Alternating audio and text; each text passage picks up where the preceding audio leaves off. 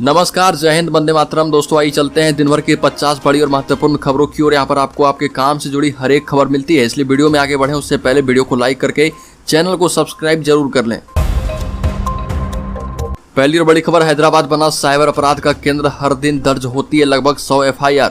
जैसे जैसे मानव जीवन तेजी से डिजिटल होता जा रहा है, वैसे वैसे ही साइबर अपराध भी तेजी से बढ़ रहा है। तेलंगाना की राजधानी हैदराबाद में बीते कुछ समय से साइबर धोखाधड़ी के मामले में तेजी से बढ़ोतरी आई है। सूचना प्रौद्योगिकी के लिए एक प्रमुख केंद्र होने के अलावा हैदराबाद साइबर अपराध का एक प्रमुख केंद्र भी बन गया है।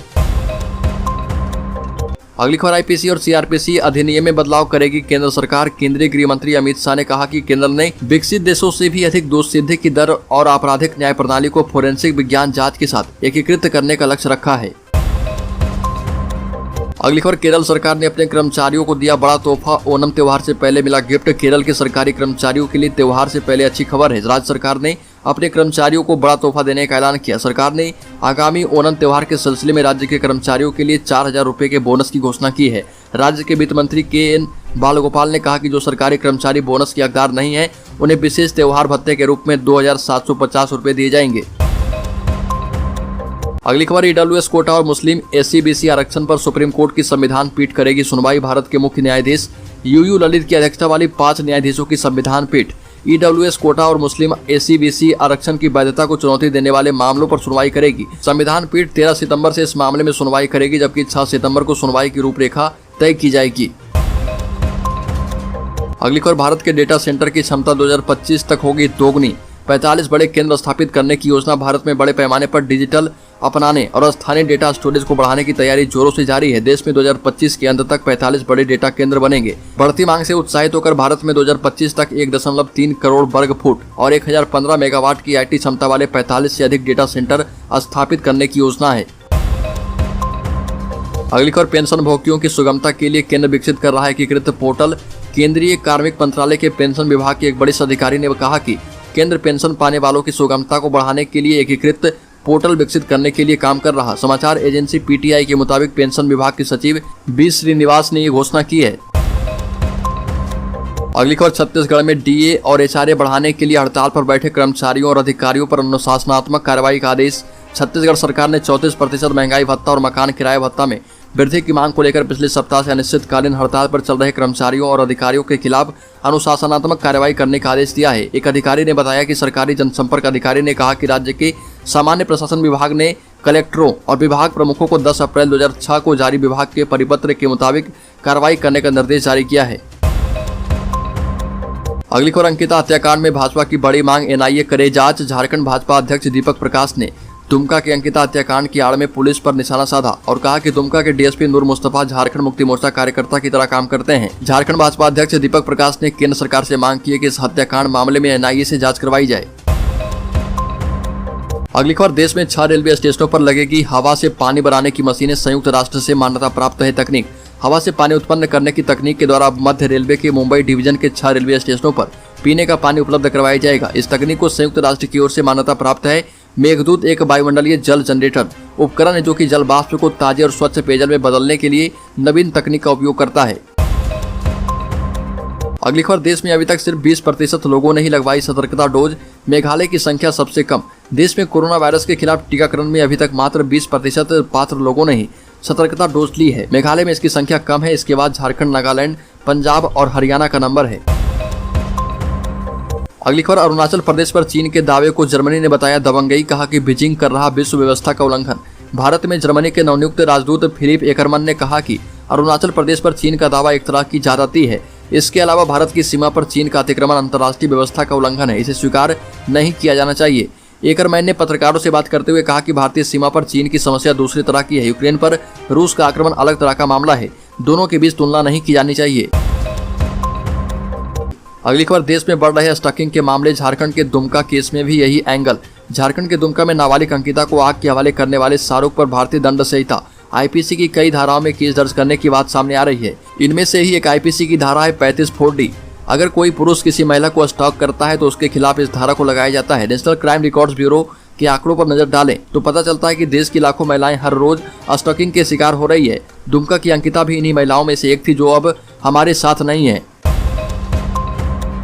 अगली खबर सरकारी कर्मचारियों के लिए जबरदस्त खुशखबरी है। सरकार ने कर्मचारियों के महंगाई भत्ते में 3% का इजाफा कर दिया है। कर्मचारियों को लंबे समय से डीए बढ़ोतरी का इंतजार था, लेकिन यह तय नहीं था कि सरकार इस बार महंगाई भत्ते में कितने प्रतिशत की बढ़ोतरी कर पाएगी। सरकार ने ट्वीट कर इस बढ़ोतरी की जानकारी दे दी है, यानी कि इस महीने आने वाले सैलरी बढ़कर आएगी।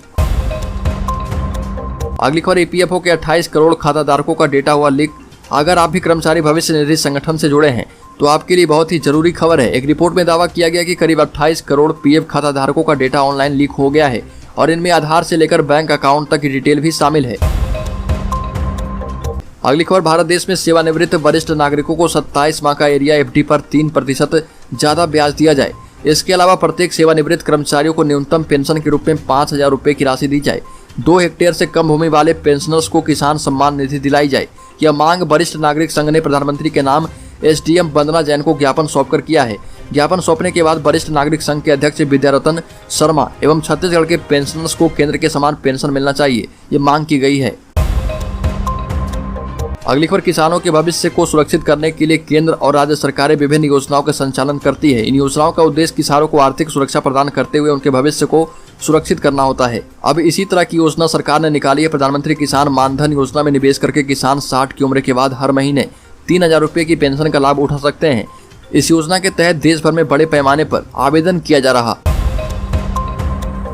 अगली खबर हजारों पेंशनरों के लिए जरूरी खबर। 1 सितंबर से पहले पूरा कर लें ये काम, खाते में आएगी इतनी पेंशन। उत्तर प्रदेश के हजारों पेंशनधारियों के लिए बड़ी अपडेट है। जिन पेंशनधारियों ने अभी तक आधार प्रमाणीकरण नहीं कराया है वो 3 दिन के अंदर करवा लें, क्योंकि यूपी प्रशासन ने राष्ट्रीय वृद्धावस्था पेंशन योजना के तहत पेंशनधारियों के लिए बैंक खाता को आधार से लिंक करवाना अनिवार्य कर दिया है और आधार से खाते के लिंक करवाने की लास्ट डेट 30 अगस्त है, जो कि बढ़ाकर 2 सितंबर किया गया है। पेंशनधारियों का प्रमाणीकरण नहीं होगा तो उनकी पेंशन राशि रुक सकती है। अगली खबर केंद्र सरकार ने 26 अगस्त 2021 को ई श्रम पोर्टल लॉन्च किया था। इसके तहत आपको हर महीने 55 रुपए लगाने पर हर महीने 3,000 रुपए पेंशन मिलेगी। अब तक देश के करीब 28 करोड़ लोग ई श्रम पोर्टल पर पंजीकृत हो चुके हैं। इसे शुरू करने का मुख्य उद्देश्य देश के असंगठित क्षेत्र से जुड़े कामगारों या श्रमिकों का राष्ट्रीय डेटाबेस तैयार करना है, ताकि इन सभी लोगों को सरकारी योजनाओं का लाभ जल्द से जल्द और कम समय में मिल पाए।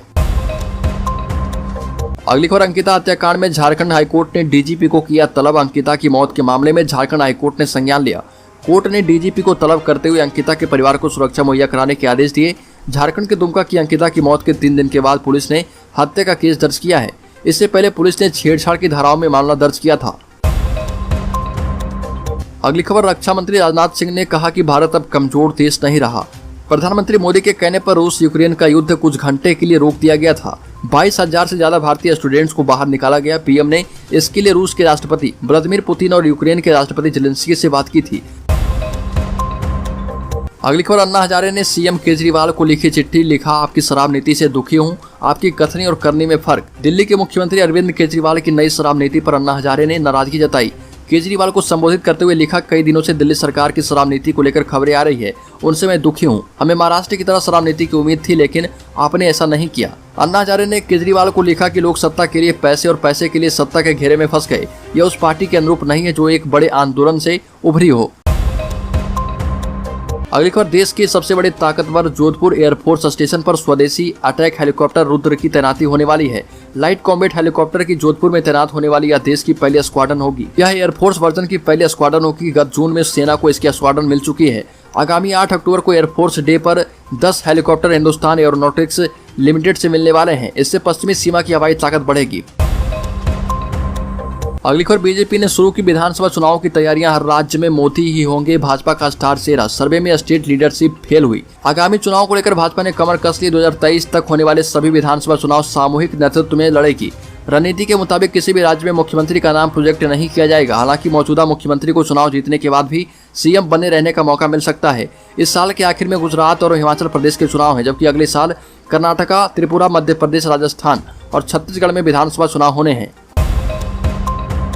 अगली खबर बिहार के कानून मंत्री कार्तिक का विभाग बदला गया। अपहरण का केस होने के बावजूद मिला था पद। बिहार के कानून मंत्री कार्तिक सिंह का विभाग बदल दिया गया। इनके खिलाफ अपहरण केस में वारंट जारी हुआ था। इसके बावजूद उन्हें नीतीश सरकार में कानून मंत्री बनाया गया। विपक्षी दल भाजपा ने इस पर सवाल उठाया था। अब कार्तिक सिंह को गन्ना विभाग सौंपा गया है। अगली खबर गुजरात दंगों से जुड़े 9 में से 8 केस बंद किए गए। सुप्रीम कोर्ट ने कहा कि इतना वक्त बीतने के बाद इन पर सुनवाई का कोई मतलब नहीं रह जाता। सुप्रीम कोर्ट ने 2002 के गुजरात दंगों से जुड़े 9 में से 8 केस बंद करने का आदेश दिया है। इन सभी मामलों से जुड़ी कई याचिकाएं सुप्रीम कोर्ट में लंबित थी। सीजेआई जस्टिस यूयू ललित की अगुवाई वाली 3 जजों की बेंच ने कहा कि इतना समय गुजरने के बाद इन मामलों पर सुनवाई करने का कोई मतलब नहीं है। वहीं एक अन्य मामले में कोर्ट ने एक्टिविस्ट तिस्ता सीतलवाड़ को राहत करने के लिए अपील करने की इजाजत दे दी है। अगली खबर, झारखंड में सियासी संकट के बीच कांग्रेस और झारखंड मुक्ति मोर्चा के विधायकों को छत्तीसगढ़ की राजधानी रायपुर ले जाया गया। कांग्रेस, झारखंड मुक्ति मोर्चा और राजद के 32 विधायकों को रांची से इंडिगो के विशेष विमान से छत्तीसगढ़ के रायपुर ले जाया गया। रिसोर्ट के बाहर चप्पे चप्पे पर कड़ी सुरक्षा व्यवस्था की गई है।